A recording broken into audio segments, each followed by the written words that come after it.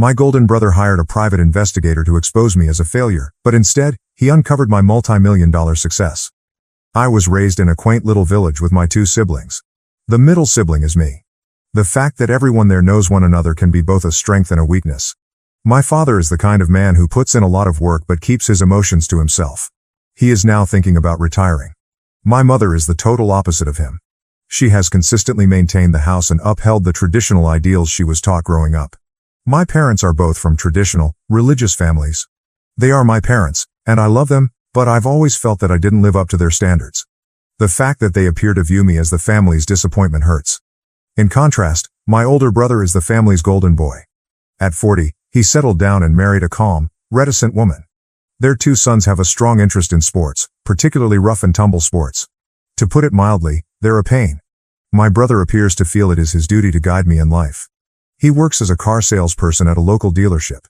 His mentorship, however, feels more like him treating me like a project he can't manage, as if I'm always in need of assistance and should be appreciative of any time he spends with me. He presents a picture of a wonderful existence, talking about his athletic children, his powerboat, and his ATVs, but his counsel frequently comes off as boasting about his big house, fancy cars, and his so-called trophy wife. I feel even more alone as a result of this. I was the sensitive child at school who frequently broke down in tears and appeared to always find an excuse for why things didn't go as planned. I wasn't a strong, tough child or athletic. As an alternative, I was made fun of and kept out of most activities. Having asthma made me feel even more alienated. The worst thing? Asthma is not considered a significant medical problem by my parents. Furthermore, I have battled depression for as long as I can remember. I was never the kind of child who could run down a field or throw a football straight. My parents frequently made remarks about how I wasn't as intelligent or gregarious as my older brother and frequently made comparisons between us. School was challenging. I had a poor 2.5 GPA when I graduated from high school. After saving up some cash, I enrolled in college, but I left in my second year. A family controversy resulted from such choice. In a sense, my younger sister was the princess of the family. I don't know much about her because I left when she was a teenager. The main reason I feel this way about her is because I have seen her as an adult. She is not a horrible person and is merely a little overindulged. But, maybe because it's simpler than being the target herself, she frequently treats me the same way my parents and brother do. She had a beautiful wedding, was married when she was 19, and has 3 kids now. I can best identify with her middle child. I guess I see a little of myself in her because she's also the middle child. She gets mocked a lot, and maybe because her problems are similar to mine, I feel like I know her better. After I graduated from college, I really began to embrace my shy, nerdy side. Before it closed more than 7 years ago, I worked at a comic book and video game store in my community, which I really enjoyed. Even though I have moved on, my parents still behave as though I work there. The best part of my position at the store was getting to know another geek with huge ambitions. We co-founded a successful IT support business together. My business partner ultimately made the decision to sell our company to a bigger corporation. I was bought out with cash and stock options as part of the deal, and it worked out rather well. I started a few side projects and made a number of wise investments, several of which were quite profitable. I try not to brag, but I have more than $1 million in assets. I currently work for a brand new private startup as its CTO. Even though I'm wealthy, I live a humble life. All of the furnishings in my comfortable 2-bedroom house in a fantastic area is used, and I drive a 15-year-old Saturn. Right now, I'm not in a relationship. I have a hectic life and see my therapist on a regular basis. Like my melancholy and asthma, I deal with drinking, which is difficult because my parents don't take it seriously. They believe it to be wholly mental. Even if it's not what other people anticipate or comprehend, I've been able to carve out a prosperous career for myself in spite of the ups and downs. My parents expect me to join them for supper every Sunday night. They live on the opposite side of the state, so the travel is not quick. It takes 90 to 120 minutes each way, which eats up over half of my weekend. They still seem to think that, as an unmarried individual and what my brother likes to refer to as a mental case, I have nothing better to do. These meals are frequently difficult. I get unsolicited advice on how to marry, establish a family, and be a proper adult for 3 hours. Or I sit through lengthy conversation about my brother's most recent huge sale at the car dealership, which is the buzz of the table. Although they have never called me a mooch directly, the implication is there if I skip one of these dinners. It is both frustrating and perplexing. I frequently question why I still go to these events when I talk to my therapist. My family has a tendency to downplay or misrepresent all of my accomplishments. People back home still think I work at the long-gone game store. My brother was seen as more mature and gregarious than I was, and he had a successful profession. As a result, I was continuously made fun of for my prior retail experience. I found it challenging to communicate to my family back home the truth about my life and my achievements because of this disparity. Games and comics were sometimes written off as immature entertainment. Despite my genuine expertise in technology, my attempts to discuss it were typically overshadowed. My brother would interrupt me and pretend as if I didn't know anything. Even though I knew he was babbling, I typically just listened to him. I was scared to correct him since I would have to explain my work and defend my knowledge. I secretly scared that they wouldn't value my career and that it would alter their opinion of me. I'll confess that I've had difficulties and occasionally been a complete mess. However, everything changed last month. My brother managed to get his hands on some of my personal information. The truth is that he employed a private investigator to carry out what he said was a background check on my employment. I had a sneaking suspicion that he was organizing an intervention with my folks. They were totally unprepared for what they discovered. They learned my actual value as a person, that I didn't live in a rundown flat, and other private information. Since I work in security, this was very ironic. After making the connections, I was even able to track out the source of the hack by receiving notifications about unauthorized efforts to get my credit report. Everything became clear after this revelation, and I now have to deal with my family's abrupt and unanticipated change in how they view me. It's a lot to take in, particularly in light of our relationship's history of miscommunication and undervaluation. I chose to have the same private detective firm look into my brother's money since I was so upset over the breach of my privacy. My brother was actually living well beyond his means. A file with Child Protective Services, several previous arrests for DWI and public intoxication, and domestic disturbance calls were also discovered throughout the investigation. He was having trouble making his scheduled back payments to the IRS and managing 3 mortgage loans on his house. Despite the fact that there were currently no ongoing charges, his credit was a total mess. In contrast, my parents had little more than what I already knew and lived modest lifestyles. When it came to money, they were realistic and pragmatic. I was so concentrated on getting ready to confront my family at the next meal, hoping it would cause a rift, that I didn't even care to see how my sister was doing. But the dinner's atmosphere was completely different from what I had imagined. My parents started to treat me with a strange sort of veneration, as if I were the golden child. This adjustment obviously distressed my brother. He lost his anger midway through dinner. In an attempt to restore his reputation, he began boasting about recent sales commissions and a purported promotion. I just gave him my congratulations and mentioned his debt, IRS problems, and stretched credit condition in a tactful manner. In other words, I called attention to my brother's financial disaster while simultaneously celebrating his accomplishments. The whole thing was oddly gloomy. The already challenging family dynamic was made even more awkward by my parents' sudden change in behavior toward me, which appeared forced and artificial. At first, my brother disputed everything when I handed him a copy of the report. But I pointed out that by utilizing the agency to look into me, he had inadvertently suggested it. As I have to say, that felt good for a little while. My parents, who reprimanded him and responded with dramatic shock, were obviously aware of it as well. The whole thing became very unsettling because the report needed my social security number. It was not a pleasant revelation or the ensuing argument. As it revealed my family's avarice and cowardice, my disdain for them grew. They started accusing one another of a variety of things throughout the course of the following hour. I made every effort to keep quiet, but sometimes they became irate with me. I would either shrug or respond with a nonchalant, one-word comment when that occurred. My sister's husband, my brother's wife, and their 5 kids looked on in shock as our family disintegrated like never before. Our meetings were typically routine and uninteresting. My sister would give updates whenever she could, my brother and his wife would boast about their lives, my mom would strike up a conversation, and my dad would complain in response. This collapse had never occurred during one of our family dinners. It was a tumultuous meal, to say the least. As long-simmering, deeply ingrained issues exploded into the open, the customary subtle jabs about how I should look up to my brother and be a real man were replaced by astonished quiet. I got into a heated disagreement with my dad, brother, and myself. They dug up every relic of family strife from the previous 30 years and argued over who was responsible for everything. It was like watching an unruly drama play out in real time. All of my negative thoughts about my family seemed to be validated during such instances. In all honesty, I felt terrible, even though you might have expected me to feel some sort of justice or triumph. I became aware of my poor handling of the situation. Although I was well aware of these flaws, what had I meant to accomplish by making my brother's wrongdoings public? His children now know about his tumultuous history, which I had not wanted them to. When my brother yelled at me in a fit of wrath, the situation reached a breaking point. His harsh statements, such as, "You should have never been born," were stunning, but what really stuck out was my parents' desperate attempts to calm him down, a degree of desperation I had never witnessed before. He accused me of being the cause of all the family's problems. They made an effort to intervene, but they never really admitted or accepted responsibility for the way they had treated me throughout the years. I was both very saddened and vindicated. It served as a harsh and obvious reminder of the underlying problems in our family's dynamics. My parents accused me of something else until I could take it no more.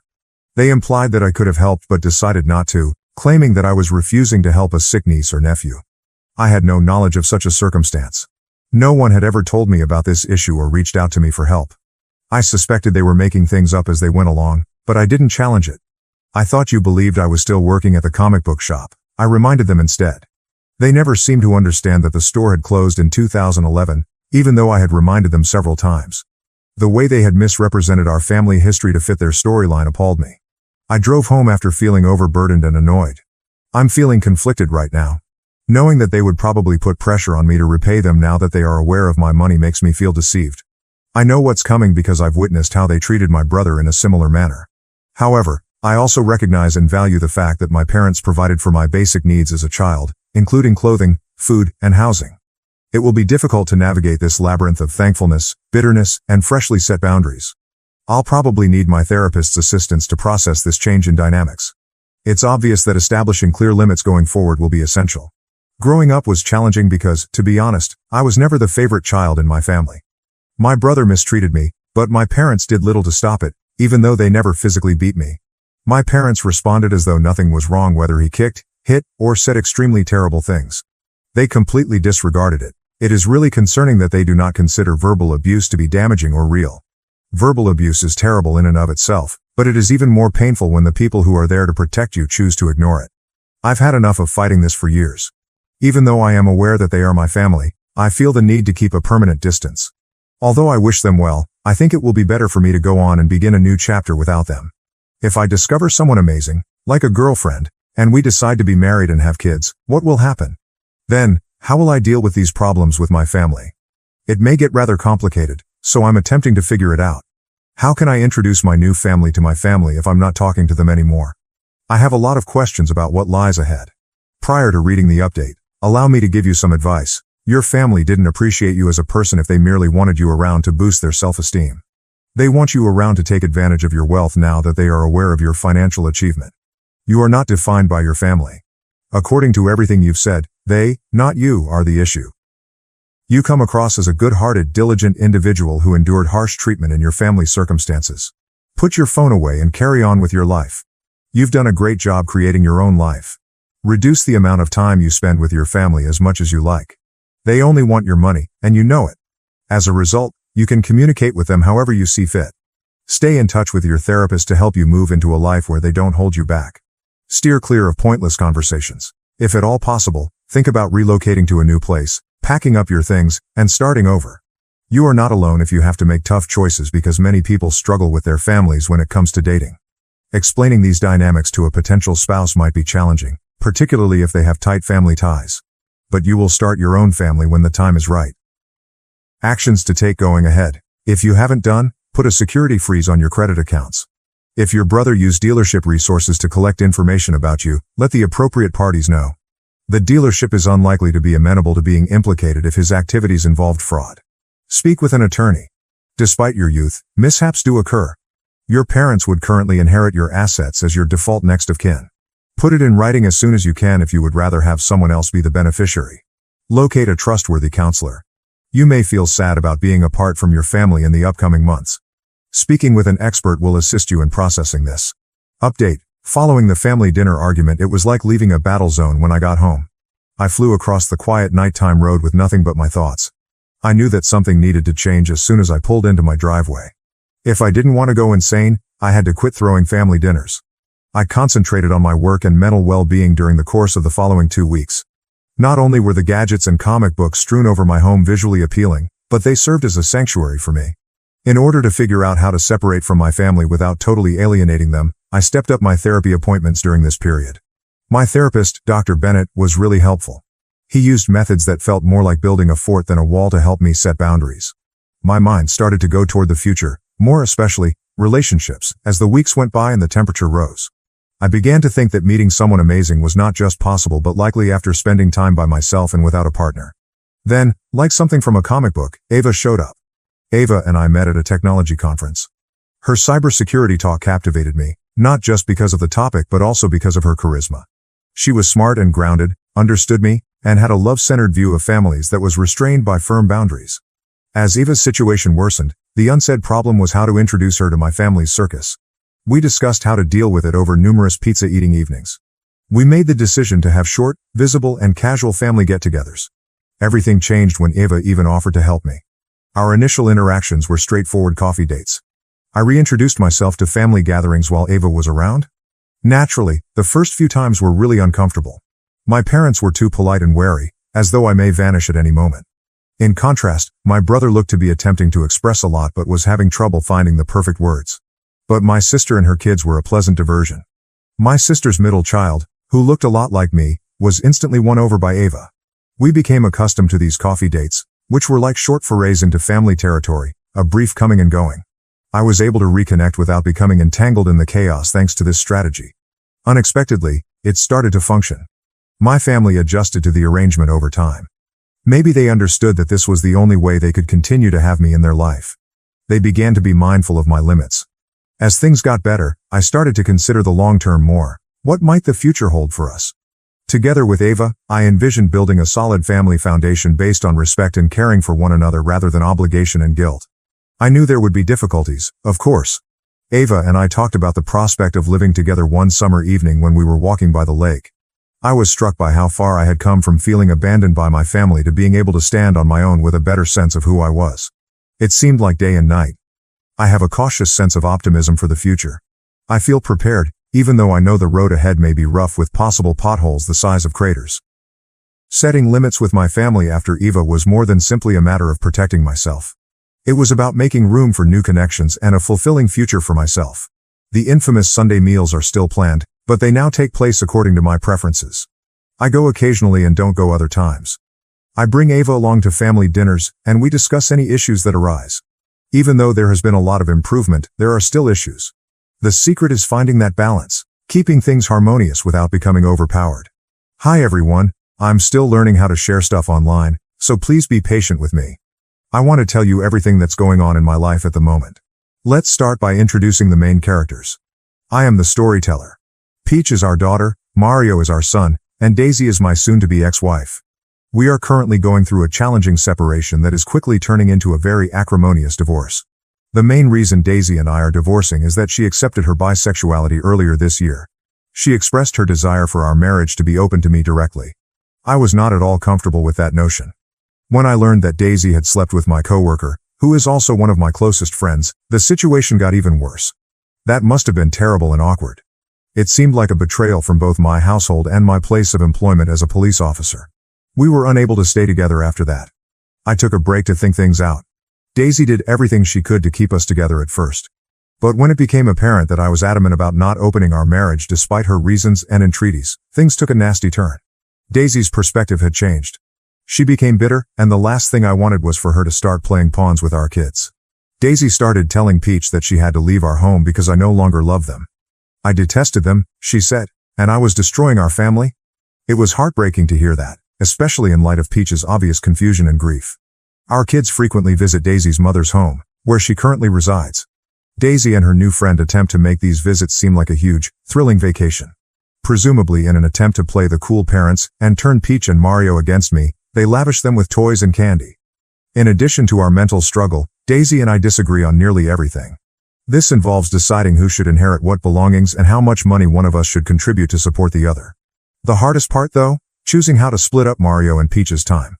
Daisy fights back against every compromise we try to reach. She seems to be making things more difficult for herself. Daisy has been telling our kids things lately that make me the bad guy, which is unjust. For example, Peach and Mario have been asking me whether I don't like Daisy's new friend. AP, let's call them AP, seems to adore them more than I do, for whatever reason. Such talk is a major disturbance to their minds. I was working on a big project at work a few weeks ago. I was working much more overtime in my pursuit of a promotion from police officer to homicide investigator. Daisy and I agreed that the kids would spend this busy time with her and come see me on the weekends. I would stop by when it was time for them to go for Daisy's. Mario exclaimed, tears in his eyes. Are you taking us away because you hate us like your mother says? As I handed him his luggage, a big one I had packed for him. The moment was heartbreaking. I hugged him tightly and assured him that I truly loved him, even though it wasn't true. It was strange, despite my best efforts, to visit them last weekend. It was really challenging. It hurt a lot that they didn't say much to me. They didn't seem to want to see me at all. It wasn't until today that I had another opportunity to talk to them. They both looked very sad as I lifted them up. I could now talk to them as I picked them up. It was clear that Peach is having difficulties. Even while she still shows her love for me, Daisy seems to be making it harder for her to do so. Given how difficult the situation is, I'm attempting to decide on the best course of action to reduce the harm to the kids. This kind of twisting of family dynamics can be extremely challenging. Peach is having a lot of trouble because she believes she is incapable of loving me. I can no longer watch helplessly as my princess endures pain. Since this divorce is purposefully harming them, I'm beginning to have my doubts. Do I need to take the divorce further? Is it possible to proceed while keeping my kids safe? Or should I just stay and accept it? Now for the comment. You need to tell your divorce attorney about all of this right away. Parental alienation is what this is. A judge will definitely order it to halt, but it will probably be hard to enforce. You have to get started on this right away and keep going. Daisy is acting in a way that is really damaging. Make sure you pursue the divorce and keep all the paperwork. It will only become worse if you stay. This is known as parental alienation, and it played a significant role in my friend's child custody victory because his ex-wife was acting in a similar manner. Engage a lawyer as soon as possible and record Daisy's actions. Seek the children's medical attention. This is a very bad position for them. Your kids shouldn't be left with her unattended. Tell your lawyer what she did. Inform CPS about her treatment of the kids if necessary. Never again let her actions go unchecked for the sake of your kids. Thank you for watching. If you haven't subscribed yet, please do so and hit the notification bell to stay updated with more shocking real-life stories happening around you.